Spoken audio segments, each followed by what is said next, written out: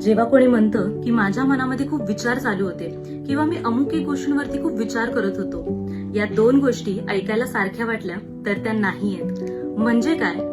Thoughts म्हणजे विचार आणि थिंकिंग म्हणजे विचार करणं किंवा चिंतन. जरा नीट समजून घेऊयात.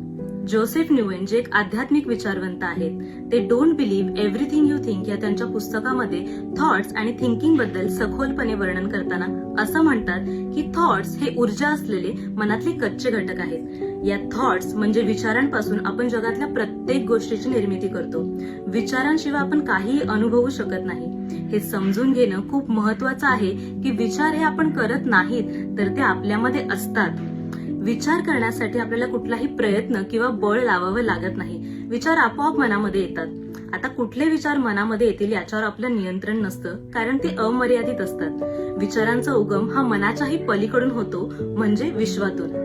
दुसऱ्या बाजूला थिंकिंग म्हणजे मनात आलेल्या विचारांवर विचार करणे. याच्यासाठी प्रचंड ऊर्जा, प्रयत्न आणि इच्छाशक्ती लागते, जी आपण स्वतःहून टाकतो, जाणून बुजून टाकतो, पण ती मर्यादित असते. बरं, विचार करणं म्हणजे मनात आलेल्या एखाद्या विचारावर जाणीवपूर्वक लक्ष ठेवून त्याच्यामध्ये स्वतःला गुंतवणं. प्रत्येक विचारामध्ये गुंतणं गरजेचं नसतं, पण जेव्हा आपण ते करतो तेव्हा त्याचं रूपांतर हे थिंकिंग मध्ये होतं आणि आपल्या सर्व मानसिक दुःखांची सुरुवात ही थिंकिंग पासूनच होते. हे थिंकिंगच आहे जे आपल्याला भूतकाळात घडलेला त्रास आणि भविष्याची चिंता हे करायला भाग पाडतं आणि आपण एका जागेवर स्थिर नसतो. आपण एका जागेवर स्थिर नसल्यामुळे आपले निर्णयही कधी स्थिर नसतात. आणि याविषयी अजून जाणून घेण्यासाठी पुढचा व्हिडिओ नक्की बघा.